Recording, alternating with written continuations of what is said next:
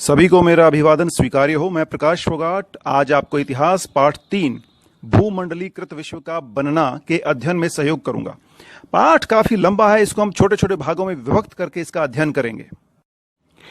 पाठ को आरंभ करने से पहले हम भूमंडलीकरण और वैश्वीकरण क्या होता है वो समझने का प्रयास करेंगे। आइए पहले चर्चा करते हैं भूमंडलीकरण की, जो कि दो शब्दों भू जमा मंडलीकरण से बना है, जिसमें दोनों शब्दों का अर्थ अलग अलग है। भू का अर्थ है भूमि और मंडलीकरण का अर्थ होता है समाहित करना। इस प्रकार भूमंडलीकरण का अर्थ हुआ जब प्रत्येक देश अपनी सीमाओं को छोड़कर एक दूसरे का सहयोग करने के लिए एक छत के नीचे आ जाए तो उसे भूमंडलीकरण कहा जाता है। अब हम अग्रसर होते हैं वैश्वीकरण की ओर।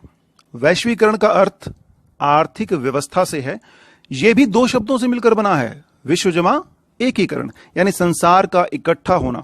जब प्रत्येक देश अपने देश की सीमा को दूसरे देश के लिए व्यक्ति, पूंजी, ज्ञान और तकनीकों का स्वतंत्र रूप से आदान प्रदान करने के लिए खोलता है तो वैश्वीकरण कहलाता है।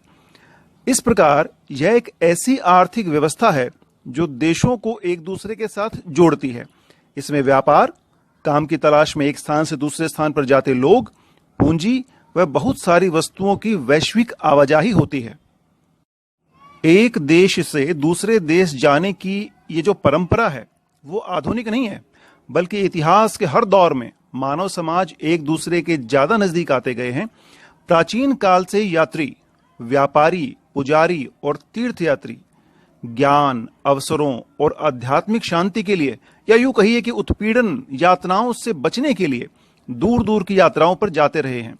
अपनी यात्राओं में ये लोग तरह तरह की चीजें, पैसा, मूल्य, मान्यताएं, हुनर, विचार, आविष्कार और आज के संदर्भ में कहें तो कीटाणु और बीमारियां भी साथ लेकर चलते रहे हैं, जिनका वर्णन हम इस अध्याय में आगे करेंगे। रेशम मार्ग से जुड़ती दुनिया। अब हम अध्ययन करेंगे कि किन रास्तों से दुनिया एक दूसरे से जुड़ती थी, जिसमें सबसे पहले नाम आता है सिल्क रूट का। जैसा कि नाम से ही पता चलता है कि एशिया से पश्चिम को भेजे जाने वाली चीनी रेशम का कितना महत्व था। इतिहासकारों ने बहुत सारे सिल्क मार्गों का वर्णन किया है, जो जमीन या समुद्र से होकर एशिया के विशाल क्षेत्रों को जोड़ने के साथ साथ एशिया को यूरोप और उत्तरी अफ्रीका से भी जोड़ते थे। आप स्क्रीन पर इन मार्गों को देख सकते हैं।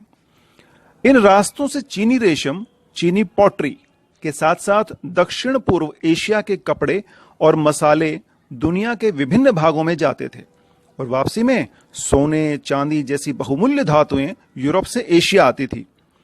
व्यापार और सांस्कृतिक आदान प्रदान दोनों प्रक्रियाएं साथ साथ चलती थी। बौद्ध धर्म सिल्क मार्ग की विविध शाखाओं से कई दिशाओं में फैला। ईसाई मिशनरियां और मुस्लिम धर्मोपदेशक भी इसी रास्ते से एशिया में आए। भोजन की यात्रा, स्पैघेत्ती और आलू। व्यापार और सांस्कृतिक मेलजोल के साथ हमारे खाद्य पदार्थ भी सांस्कृतिक आदान प्रदान का उदाहरण पेश करते हैं। जब भी कोई व्यापारी और मुसाफिर किसी नए देश में जाते थे तो जाने अनजाने वहां नई फसलों के बीज बोआते थे। संभव है कि दुनिया के विभिन्न भागों में मिलने वाले झटपट तैयार होने वाले खाद्य पदार्थ भी साझा स्रोत रहे हैं। आइए स्पैघेत्ती और नूडल्स का ही उदाहरण लेते हैं। माना जाता है कि नूडल्स चीन से पश्चिम में पहुंचे और वहीं से स्पैघेत्ती का जन्म हुआ। स्क्रीन पर आप स्पैघेत्ती और नूडल्स की फोटो देख सकते हैं, जो कि एक जैसी ही दिखती है। ऐसे ही आहार भारत और जापान में भी पाए जाते हैं, जिनको देखकर हम कह सकते हैं कि आधुनिक काल से पहले भी दूर देशों के बीच सांस्कृतिक लेन देन चल रहा था।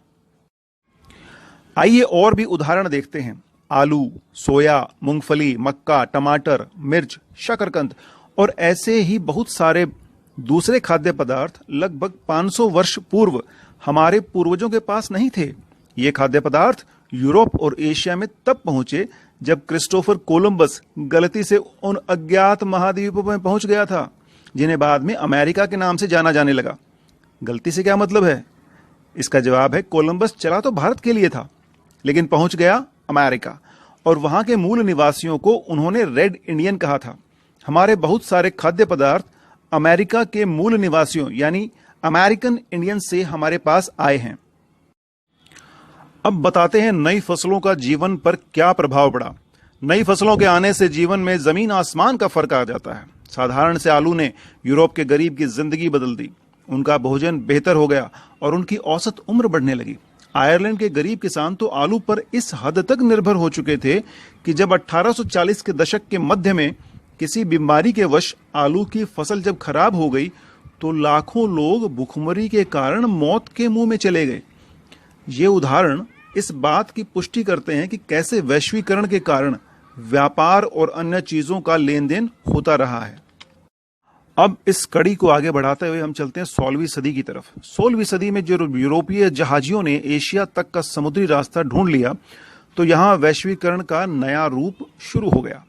अब आरंभ हुआ देशों पर अधिकार करने का दौर। अमेरिका, पेरू और मैक्सिको पर अधिकार से यूरोप के देशों को विशाल भूमि, बेहिसाब फसलें, कीमती धातुएं, खासतौर से सोने चांदी की प्राप्ति होने लगी। 17वीं सदी के आते आते पूरे यूरोप में दक्षिणी अमेरिका की धन संपदा के बारे में तरह तरह के किस्से बनने लगे थे। जैसे लोग एल डोराडो को सोने का शहर मानने लगे थे। अब दौड़ शुरू हुई देशों को उपनिवेश बनाने की।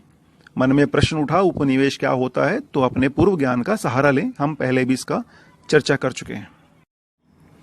दूसरे देशों पर अधिकार की इस दौड़ में सबसे ऊपर थे पुर्तगाली और स्पेन, जो कि बहुत शक्तिशाली थे। उन्होंने अमेरिका और अन्य देशों को उपनिवेश बनाना शुरू कर दिया था।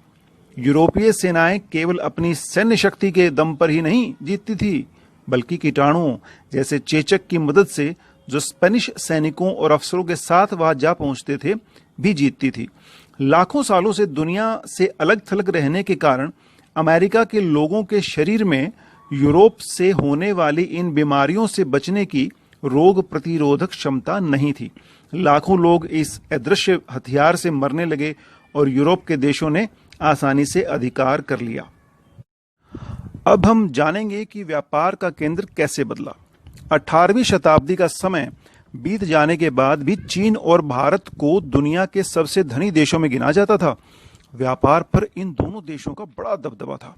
अब चौंकाने वाली बात यह है कि उनका दबदबा खत्म कैसे हुआ और कैसे व्यापार का केंद्र बदल गया।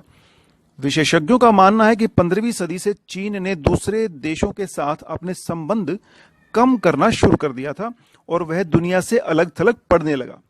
चीन की घटती भूमिका और अमेरिका के बढ़ते महत्व के चलते विश्व व्यापार का केंद्र पश्चिम की ओर खिसकने लगा। अब यूरोप ही विश्व व्यापार का सबसे बड़ा केंद्र बन गया। तो बच्चों, आज की चर्चा को यहीं विराम देते हैं और शेष अगले भाग के लिए छोड़ देते हैं।